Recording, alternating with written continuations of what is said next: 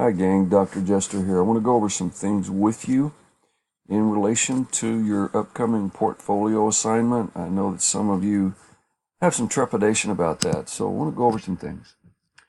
So, first, in this topic one paper that you did for the portfolio project, the idea behind that, it's asking you if you would take a smart art object, such as a pyramid shape, or something that a hierarchy shape, a shape that shows how you're thinking about how you would like to organize your paper. Most people feel like at this point in the game they have no clue what that's talking about. They don't know what that means.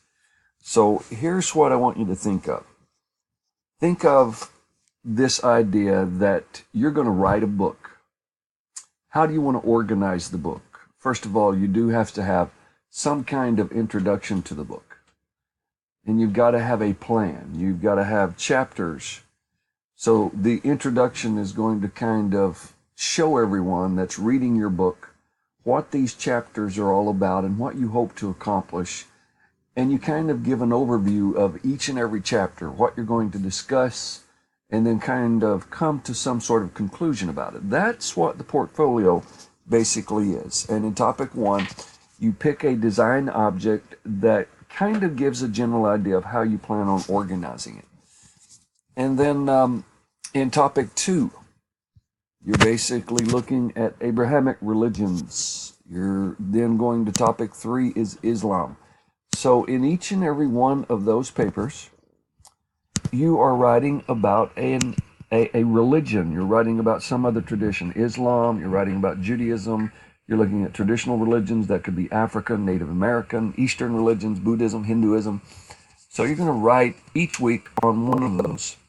And basically what you are doing in topics 2, 3, 4, 5, and 6 is you're creating one of the chapters for your portfolio, because in the end, you're taking all of those different topic assignments, combining them into one document where each topic you've covered, each religion you've covered is going to be the end product. Now, to give you an example, and as you can hear, there's a motorcycle in the background. Great. So, to give you an example, this is a student's final portfolio project that I have taken all the pertinent information out so we don't copy his, but kind of give you an idea, and I did get permission, of what his sample portfolio ended up looking like. So basically, this is what you have. You've got a design flow. So he, first of all, the first part of his portfolio, of course, is looking at an introduction. There's talking about what he's learned from it, etc. And then he gets into Judaism. That was one of his topic assignments. So he's going to talk about Judaism here.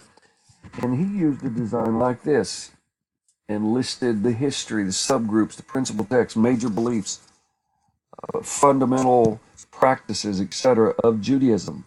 He did the same thing for Islam.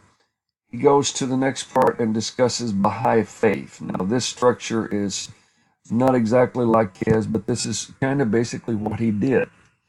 You don't have to do the same thing. You don't even have to use the same smart art. But he goes all the way through each and every one of these, and he gives those principles, and then he shifts and he starts comparing human origins. He's looking at basically, not human origins, I'm sorry.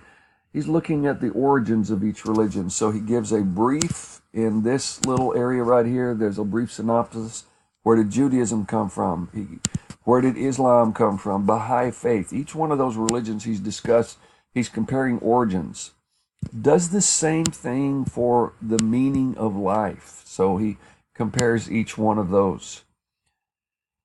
Does the same thing basically with each one of these religions that he's previously written about. So how does Judaism view the moral issue? For example, what is sin?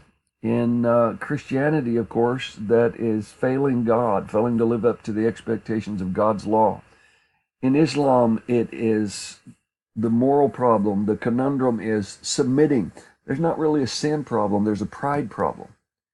In Native American religions, they basically see much of the same thing. There's a disharmony in one's life and in nature, and so restoring that harmony, and on and on and on we could go.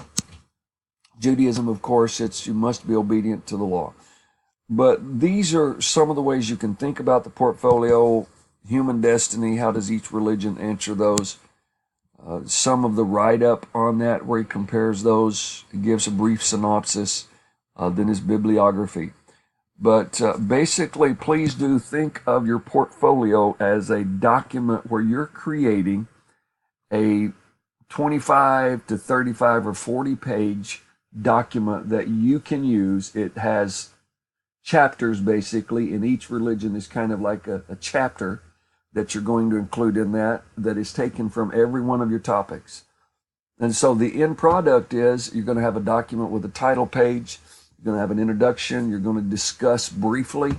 The last assignment's going to ask you to put that all together and create a beginning document that assesses what you've learned about religions, how it was benefiting to you, what you found challenging, etc.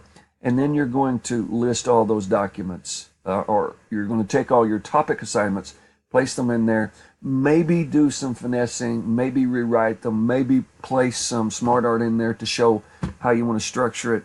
But that's going to be your final project and your portfolio. So it's relatively, for some of you, you may find the concept challenging. I hope this explains it a little more now, makes it a little easier. But there you have it. And hopefully this is going to be something that'll be beneficial to you and you will find purposeful in your life.